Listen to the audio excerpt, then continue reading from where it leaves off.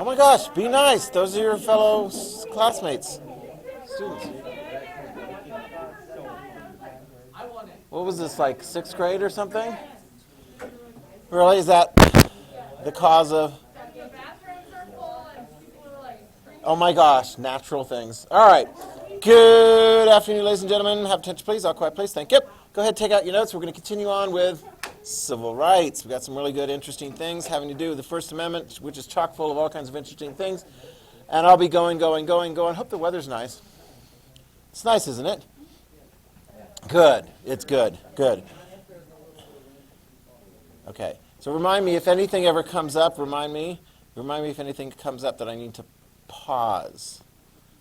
Just because, if anything happens to come up, okay? Like what? If there was something that like came up that I had to like pause everything, and then I would like pause it, and then I would start it up again. Does that make sense? It's okay, you'll figure it out. So, we got our, no.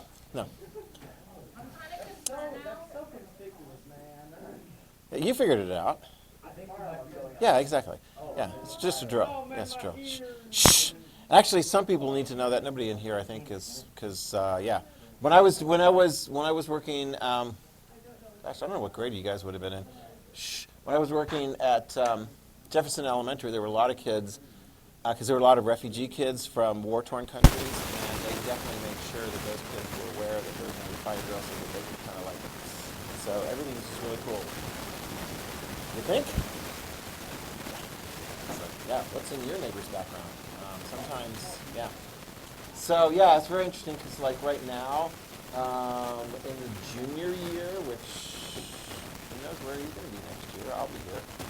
We're doing something that could cause PTSD. I'm showing Schindler's List as part of World War II unit, focusing on the Holocaust. Yeah, it's tough, isn't it? It's tough. Yeah. And it's actually, it's for those of you guys who remember from last year, like doing, please, who were doing like the research on whether or not something's like accurate. Spielberg is pretty good in his accuracy rendition for that particular film.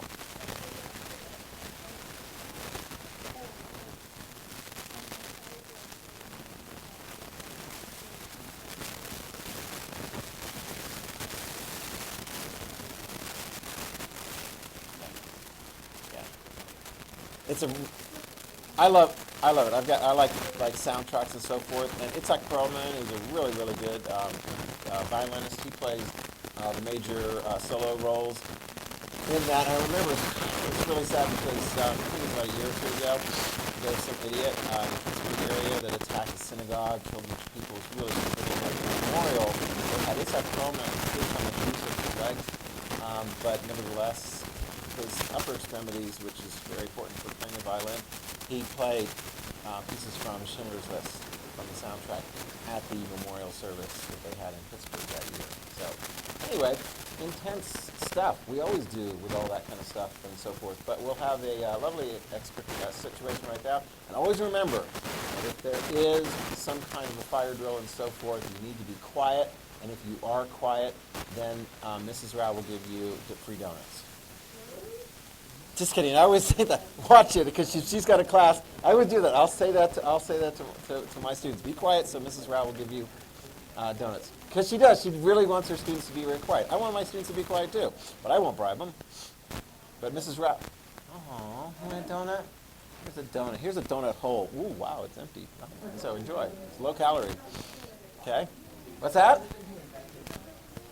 That's right. Yeah, and you get a car, and you get a car, and you get a car. Check under your seat. Yeah, exactly. Exactly. Oh, and what are you guys going to do? Because the other class has challenged you next Thursday on the civics exam, so do very well. Mm-hmm. What? Yeah. So anyway, the challenge. Oh! Can you speak a little louder into the microphone, Ivan? Should we dox Ivan too?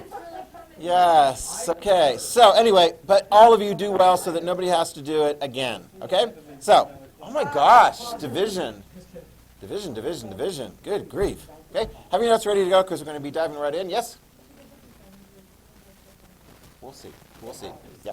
Everyone wants to do very well. Okay, we're going to spend a lot of time. No. Oh my gosh. We're not going to talk about it. Just get it done. Do well. Okay?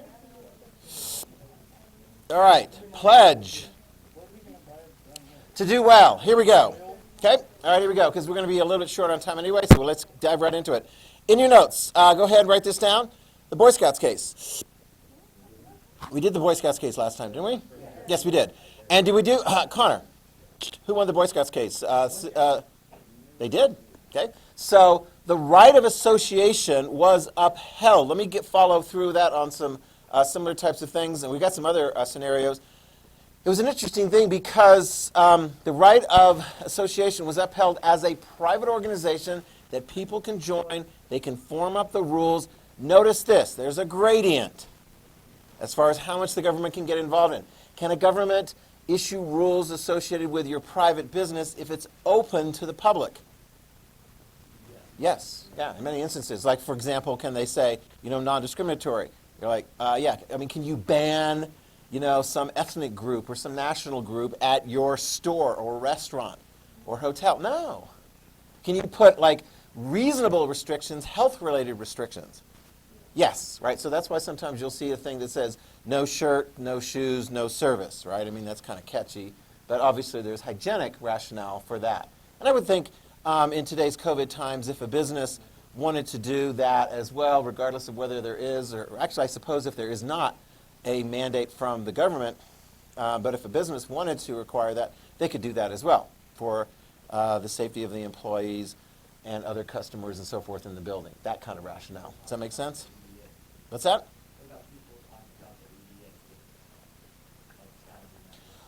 Hold up. When we get to the ADA, we'll spend a little bit of time on the Americans with Disabilities Act. You can see, those of you guys have your notes. If you look on the top of page 3, it's not in the Constitution, but there's going to be a whole series of rights associated with that.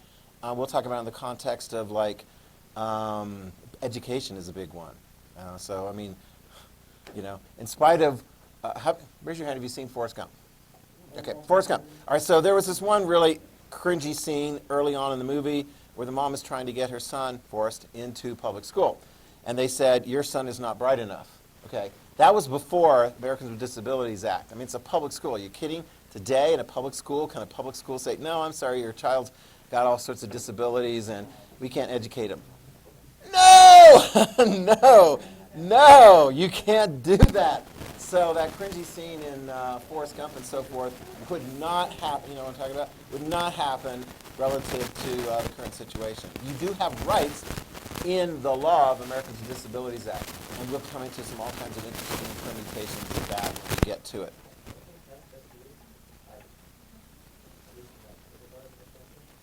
I think there's some state laws with respect to vaccination requirements for younger people. But Idaho has one of the most lax, tolerant, whatever word you want to use to describe, as far as if some states, I'll put it this way, some states you can't have a kid in a public school unless they've gone through the whole litany of vaccinations. Idaho doesn't have quite that, I don't think. You'd have to look at it and so forth. Okay? So, Boy Scouts. Follow-up, write this down. It was really interesting because in the follow-up to that, shortly thereafter, New Jersey was like, well, we really don't like that decision, but okay, that's the decision of the Supreme Court. You can do that. Can New Jersey prohibit the New Jersey Boy Scouts from using public schools for their meetings because that association has discriminatory practices with respect to who can be a scout leader? What do you think? Raise your hand if you think yes. Raise your hand if you think no. Yes, because you have the public, the government can set the rules by which public buildings are open. So if you're the Boy Scouts and you are facing that limitation, where do you meet? It's not that hard. You can meet at a church, which is a private building. You can meet at somebody's homes. You can meet at other kinds of private places.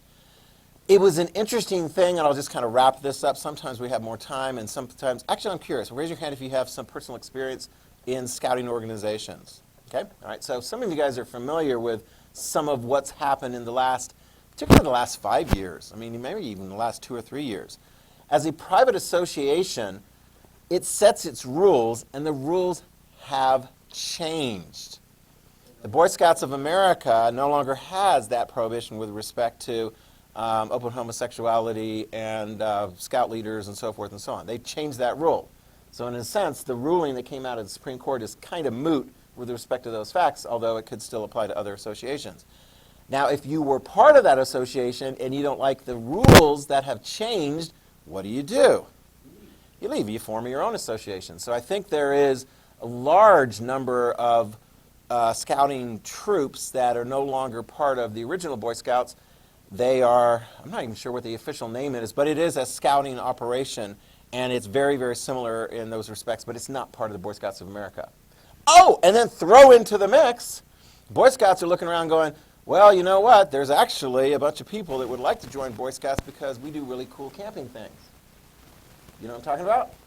Girls, exactly. So they allowed girls to come in because some of the girls were going, there's no cool badges that we can get in the Girl Scouts. And of course the Girl Scouts were furious because they're like, oh great, now the Girl Scout numbers are plummeting, you know, and so we got all these kind of like scouting things all over the place. Anyway, yeah. So yeah, but it's like, what are the Scouts? Although if you talk to my mom, she's English, and the Girl Scouts and Boy Scouts were like sort of put together on the model of the British version, and the Girl Scouts were referred there to as the Girl Guides. So Lady Baton Powell. Anyway, so yeah. All right, next. This is an interesting case. All right, you ready? Write this down. Shh. Lunch clubs. This is going to be an interesting little, some additional cases, some additional elaboration on this right to association. No, you're not watching The Breakfast Club. You can, but not here. Okay? Sure, I'm not going to argue with that. Okay? So, anyway. So, yeah, I mean, yeah. Who can you hang out with at lunch? That's right of association, right? Okay? Now, can you open up a lunch restaurant and exclude people? If it's open to the public, maybe not. Can you have a private lunch club and only invite as members the people who you want to invite as members? Okay, so there we go. So we're talking about lunch clubs and other private, like, think of like country clubs and, I don't know, it's going to fold over into like golf clubs and tennis clubs and things like that. These are clubs, private associations that have among them members who meet their requirements and are invited, and some people aren't invited. All right, now, this is going to get interesting. Because this case came up, oh my gosh, I remember it came up like when I was in law school, so that was a long time ago. So this is over 30 years ago. You ready? What was going on was in New York City. Here's the facts. New York City. They had a lunch club. And it wasn't just any lunch club. It was a very, very exclusive lunch club.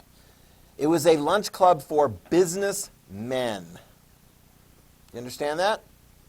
It was a lunch club for businessmen, and it was exclusive for businessmen. No women could join, not even if they were business women. The rules were private and exclusive. And they got sued. Here's the case of the New York Business Lunch Club. They got sued by women who wanted to be able to join. Okay? Now, some people will say, well, just, I don't know, get them to change their rules and so forth and so on. But nevertheless, they went there, and I don't know, actually, I'm going to give you guys a try. Raise your hand if you can come up with an argument you haven't heard yet. Why should the Supreme Court rule in favor of women business women? Why is this so important that they be able to join? Go for it. Well, a lot of business is conducted outside of the workplace in golf tournaments and over lunch, and excluding business women from that conversation is really their business. I think he's got it. Yeah, go ahead, write that down. Okay, that's the main argument. It's this missed economic opportunity. They were saying this isn't just sort of like a little private, PBJ sort of thing like that. There's something more going on there. The women are being excluded. The more that's going on is these opportunities for networking kind of thing. So it's more than just the food. It's these networking types of things. And if you look at the history of business in this country, 100 years ago, who were in charge of businesses for the most part in this country? Men, yeah. I mean, my sister just retired, and she sold her company. She had hundreds and hundreds of employees and so forth, but it was like, whoa. She was still, even in this modern time period, a bit of a pioneer with respect to being a woman who owns a business that is thriving and so forth. Here's how it works in business, arguably. You mentor, you seek advice, you seek connections from those who are older in business. Well, who are the older people in business? Depending at one point in time, lots and lots of men. It's starting to change bit by bit by bit. So, do you get the argument? All right? Let's do a quick show of hands and so forth. How many of you guys would rule in favor of the women that they're missing out, that there's no real, there could be a women's business club, lunch club and so forth, but it's not got like the full dynamic kind of membership that, say, a New York business men's club would have. How many of you guys would rule in favor of the women, saying they're missing out on key economic opportunities, and the men should be forced to open up their membership? How many of you guys would rule in favor of the men, saying, no, that's their association and so forth, let them have control over it? I got quite a few of you guys. I know we're kind of pushing it a little bit. How many of you guys are like, I'm still not quite sure about how this plays out? Yeah, it kind of is. So it's like, is it a business that's open up to the public? Or is it just a very exclusive kind of membership thing? Because we're going to see some other examples of some exclusive membership things that aren't going to fall into that. Okay? I'm going to rush it through just a little bit. You ready? Write it down. The women win. Okay? The Supreme Court, write this down, the United States Supreme Court orders the New York Business Men's Lunch Club to open up its membership to women. Now, presumably, they could still have some exclusive criteria, as in they're only going to invite women who, meet, certain criteria of like actually owning businesses and yada, yada, yada. Does that make sense? Okay? And they basically justified it on the argument that you made, that women were missing out on economic opportunities. Okay? It wasn't just like a chance to dabble and chat and so forth. It was like business chat. So this was an interesting case. This was kind of a surprise there. Typically on some things it would be like with the Boy Scouts, pressure being applied to various folks in order to get the rules to change. Okay? That didn't happen. You got a court order. All right? How about this change? How about this case? You ready? Because this actually did come up. You've got a all-white golf club. I want to say this might have been in Georgia or someplace in the deep south. Okay, exclusive membership, only whites. African Americans not allowed to join. Are African Americans missing out on some key growth, business, economic opportunity by not being allowed to join an all-white golf club? It's pretty. How many guys are like, oh yeah, I want to join an all-white golf club someday? Don't see any hands there. Okay? How many of you guys, if you were members of that club, you would be like, hey, we should change our rules to not discriminate on the basis of people's color of skin? Okay? That's a figure where you guys are coming on that one. So, how many of you guys say, though, that missing out on playing golf with white people is a serious dereliction of opportunity in the world as it exists today? So, yeah, it's kind of like, ooh, wow, that was pretty, ooh, that was harsh. Ooh, you're actually going to say, like, basketball was bored or something like that. Oh, boom, yes, it's terrible. Oh, okay, let's settle down. You guys settle down. So write this down. Here we go. Here you go. With respect to court rulings on private athletic club things, those have been deemed to be still private. So those would fit more in like the Boy Scout analogy. Okay? Wow, don't have an opportunity to participate in going out and camping unless I can't participate in this particular group. So you got that? So let me ask you this. Figure this out. You did a good job on that one. Raise your hand if you can tell me. Why is it that pretty much all of those exclusive white golf clubs, hint, hint, that like to host major golf tournaments, ended up changing their rules? Oh, you got a hand up? Go ahead. Really? Really good golf players that won't play at a club? Is it just Tiger Woods that cares about African American discrimination? Yeah. Are there? No, there's not. Are there other members of the Professional Golfers Association Tour that also care about discrimination? Yes. Okay. So, in fact, that's what has taken place. This very much fits into the dynamic and so forth right now. If you don't like something, how a business is operating, how a private club is operating, how whatever is operating, you put economic pressure, right? You protest. You put economic boycotts. I mean, those things have been going around since the time of the American Revolution. Before the American Revolution, like, we don't like you, Britain. We're not going to buy your tea. I mean, seriously, that's still one of the most effective tools to get people to change their mind. Do they have to, according to the government? Generally, no, although we'll see sometimes, like, for example, in that New Jersey case, the New Jersey was like, you know, we're going to make you change. The Supreme Court stepped in and stopped that, but you still have the economic boycotts and peaceful protests and all that kind of publicity on cases like that. Does that make sense? Okay. How about... guys, what if you wanted to join an athletic club and it was exclusive to women only?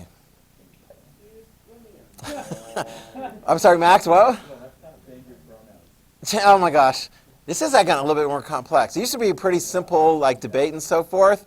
Is there anything, is it okay for women to go, we don't want the boys in our gym? Because if the boys are in our gym, it's just different. Right? Is it different? How many of you guys like to, how many of you guys does it matter whether or not there are other people around of the opposite gender and so forth to see you sweat? I don't know if I asked that very clearly. Yeah, because some of the women's gyms, they're like, we don't want to be trying to preen or prune or be harassed, or you get some guy going, look at this, muscles. Anyway, so have the courts forced women's gyms to open up to men? No, because is there an alternative for men to be able to actually work out? Yes, men's gyms, and there are gyms that are open to both. Yeah, I mean, anybody who wants to come in, yeah. I don't think it's on the base, we hate men. It's personally, I've gone to the gym by myself. I've been followed multiple times. Really? So you prefer not to go to a gym? Yeah. Yeah. Okay. Yes, thank you very much. Remind me to turn it on when we get back in.